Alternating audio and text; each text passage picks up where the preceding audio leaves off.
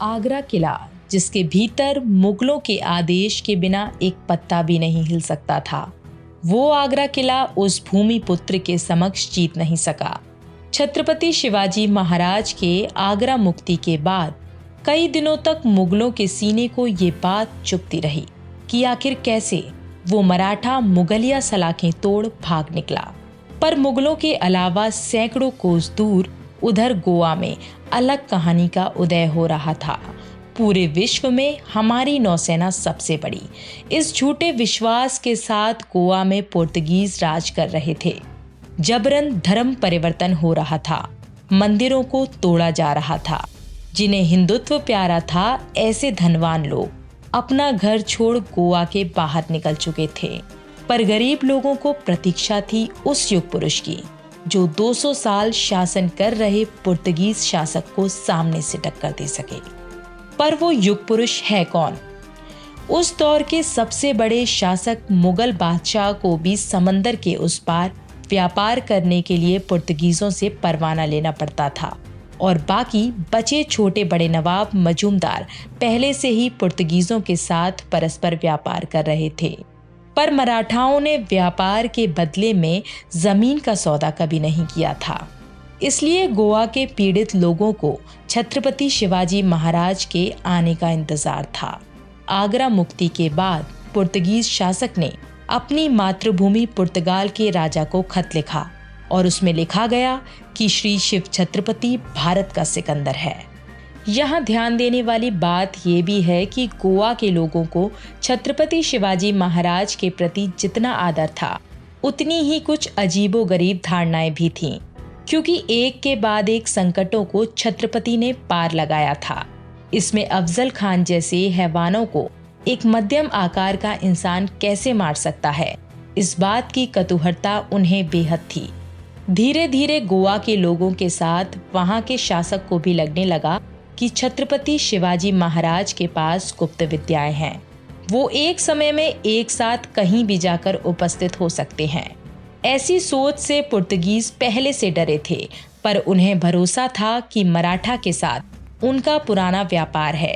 वे गोवा पर हमला कर खुद को नुकसान नहीं पहुंचाएंगे। पर उनकी सोच गलत साबित हुई जब छत्रपति के कान तक ये खबर पहुंची कि गोवा में धर्म परिवर्तन हो रहा है, मंदिरों को तोड़ा जा रहा है, मराठाओं की जमीन पर अत्याचार हो रहा है। तब छत्रपति ने अपनी पावन नजरें गोवा की तरफ फिराईं। अब समय आ चुका था गोवा को पुर्तगीज के अत्याचारों से मुक्त कराया जाए। इस मुहिम को अंजाम देने के लिए 1667 के दौरान सिंधुदुर्ग का निर्माण हो चुका था, जिससे मराठों की नौसेना को नई ऊर्जा मिल चुकी थी। नौसेना के दायरे में समंदर के रास्ते से छत्रपति के सरजमी पर बाहरी हुकूमत हमला नहीं कर सकती थी, और इस अच्छे समय को छत्रपति गंवाना भी नहीं चाहते थे।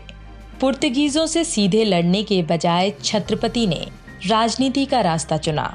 गोवा की जमीन मराठा प्रांत से जुड़ी थी, और कहा जाता है कि बारदेश नाम के नगर में, जो कि मराठा और गोवा राज्य के बीच में था, वहां कुछ मराठा किलेदार फितूरी पर उतर आए थे। ऐसे में उस इलाके पर पुर्तगीज अपना दावा करता था। तब छत्रपति ने वहां के पुराने देसाई को हटाकर नए देसाई की नियुक्ति की। पहली बार छत्रपति ने अपना पावन कदम गोवा की सरजमी पर रखा। वो तारीख थी 19 नवंबर 1667। पुर्तगीज लेखक कॉस्मी द गुआत की किताब में ये बात लिखी गई है। छत्रपति ने बारदेश किला जीत लिया था। वहां के खूब सारे पुर्तगीज नागरिकों को मराठा सेना ने पकड़ लिया था, पर मराठों ने कभी हारे हुए सेना या स्थानीय स्त्रियों पर अत्याचार या कुव्यवहार नहीं किया। इसके बजाय छत्रपति ने बंदी बनाए सभी पुर्तगीज स्त्री पुरुषों को बारदेश के बाहर छोड़ दिया। दरअसल किस्सा ये है कि जैसे ही छत्रपति गोवा में पहुंचे, वैसे ही बारदेश की सभी पुर्तगीज सेना भाग गई, और जो बचे हुए स्थानिक पुर्तगीज नागरिक थे, उन्हें मराठा सेना ने बंदी बना लिया। और बारदेश की हार पुर्तगीज शासक का घमंड टूटने का कारण बनी। इतिहास में दर्ज है छत्रपति शिवाजी महाराज का नाम, कि किस तरह पहली बार भारत के किसी राजा ने पुर्तगीज को चुनौती दी थी। पर कहानी यहीं खत्म नहीं हुई।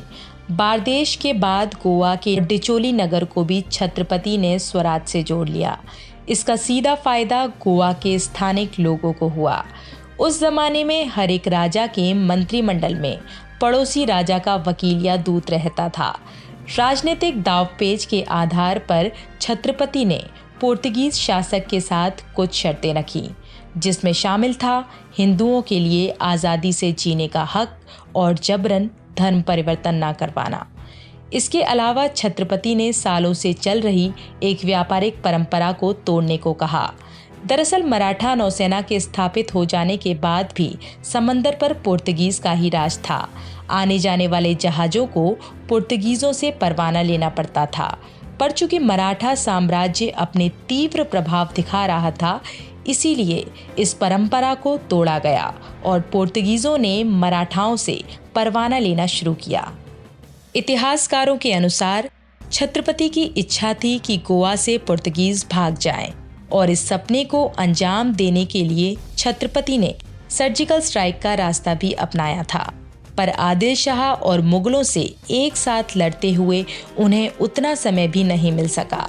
दरअसल छत्रपति ने अपने जाबाज मावलों को पूरे गोवा में शरण लेने को कहा, पर कहा जाता है कि पुर्तगीज शासक को पता चल गया था कि बारदेश डिचोली के बाद छत्रपति सीधे गोवा में रात के समय हमला करेंगे। अपनी हार को देखते हुए पुर्तगीज शासक ने अपनी पराजय कबूल की और इस किस्से के बाद गोवा में अप्रत्यक्ष रूप से मराठा शासन लागू हुआ।